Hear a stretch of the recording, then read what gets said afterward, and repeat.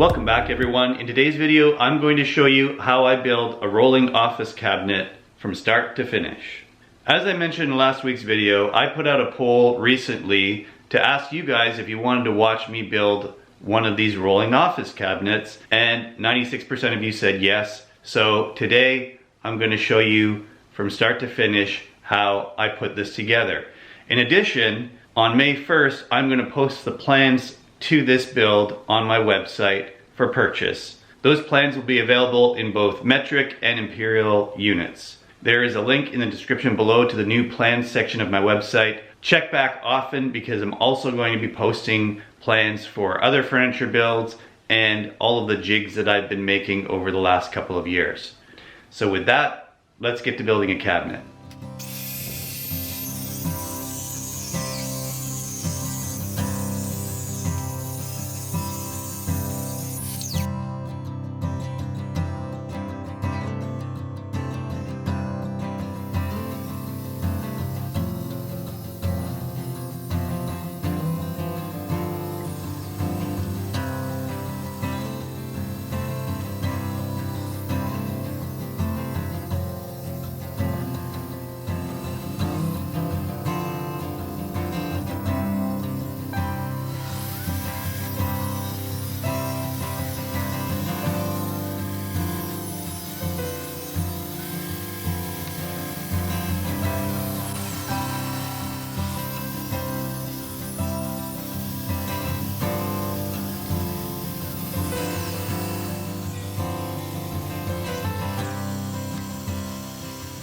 So I've got my major parts all cut out for this job. I've got all the pieces I need to build the carcass right here.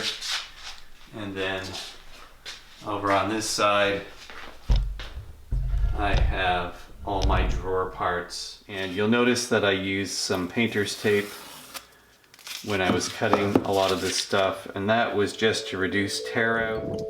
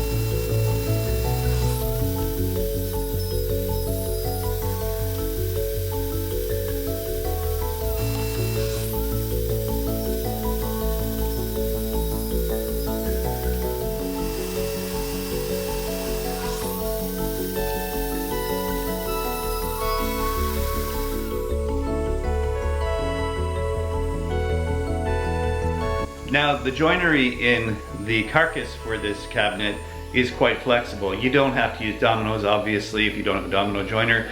You can definitely use just simple floating tenons using your plunge router, or even more simply, you can use a pocket hole jig to join the top and the bottom. Just make sure that you drill your holes at the bottom and the top if you're using pocket holes, so that you don't see the pocket holes when you're finished the build.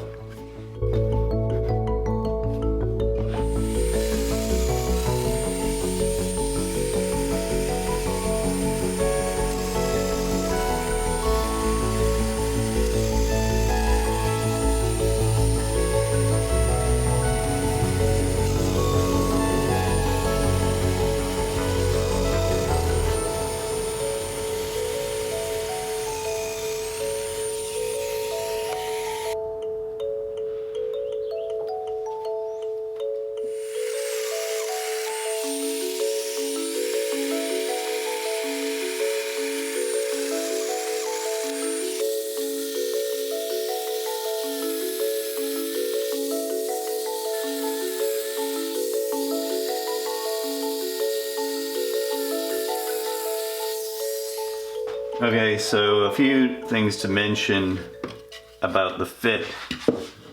I've got a tight fit on the top frame. On the adjoining piece, the mortises were cut slightly wider by a couple of millimeters on either side to accommodate fitting. As you can see, they'll easily fit into the mortises.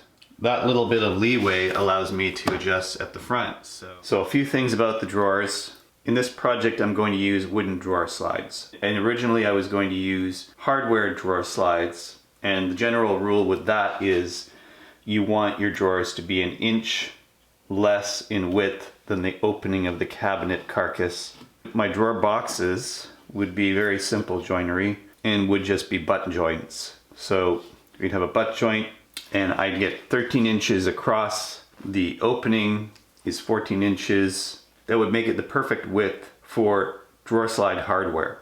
In that case, you can use your joinery of choice. You can use screws on either end, which you will not see once the drawer faces are on. Of course, if you really want to get fancy, you could use dominoes or loose tenons and join them that way. I think that's a little overkill, given that it's something you're not going to see. Now, I'm not going to do that because I'm using wooden drawer sides. So I want my drawer to be a little wider. So the overall width will actually be closer to the true width of the opening, minus about 1/8. I'm going to make a rabbet joint on each corner instead.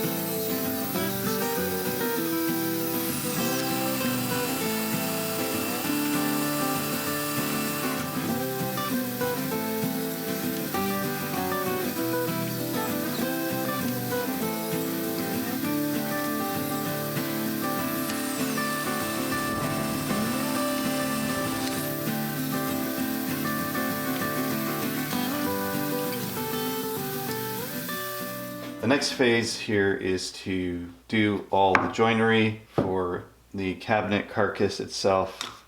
We need a little bit of glue, some loose tenons, or in this case, dominoes. So just so you guys don't think this is a completely perfect process, when you watch videos about people making cabinets or furniture, everything appears to go just perfectly. The detailed plans will help you get all your parts cut properly and make sure that you're going in the right direction, but there's always adjustments to make. So for example, because until I have the box in, I don't know, it is way too tight, that in fact I would have to force that in to the cabinet to make it fit. So that's not going to work. This is a dry fit. I've just clamped the box together to see if it will get in.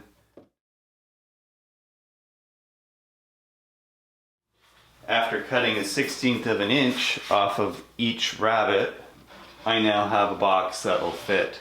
Because I'm using wooden drawer slides, that should work out pretty well.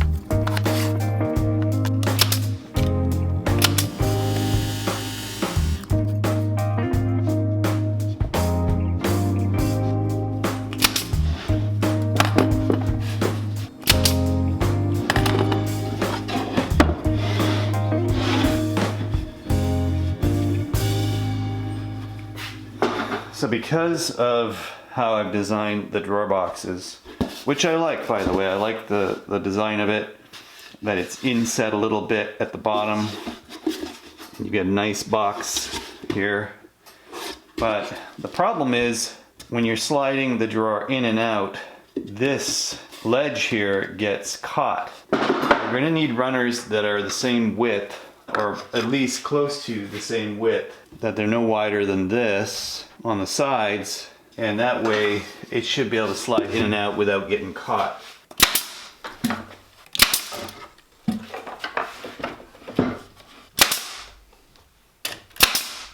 Simple as that. Now,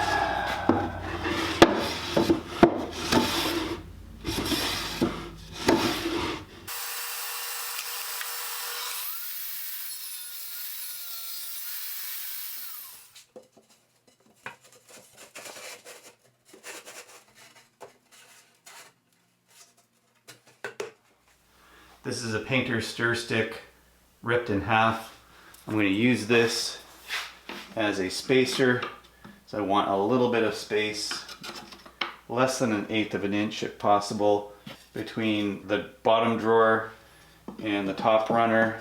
And of course we'll get that right to the back. It's going to be nice and flush with the front, and brad these in place.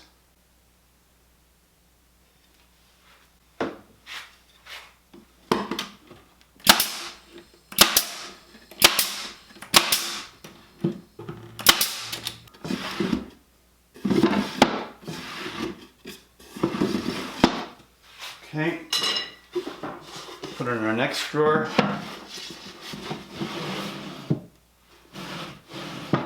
Now we got another 2 runners. 1/2 inch plywood cut at 3/4 inch wide. Put one here. Another one will go here.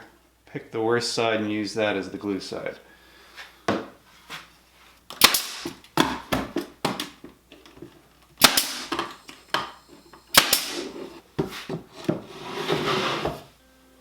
Perfect.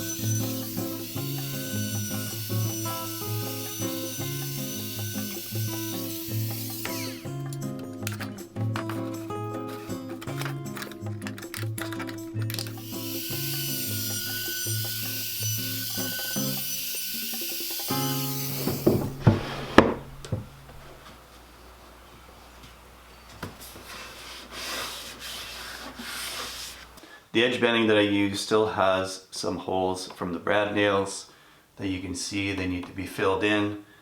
And so that's the first step I'm going to do before I do my sanding on the outside.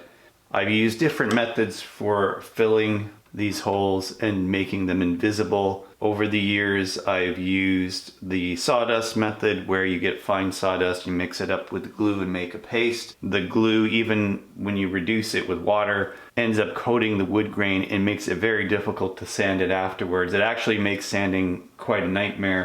At least that's what I've found. This is the wood filler that I use. It's quite inexpensive. It comes in a few different colors. This one is walnut, obviously, so I'm using that on my black walnut. And it blends in quite well once it's been sanded. I just take a very small amount and I just lightly press it in there.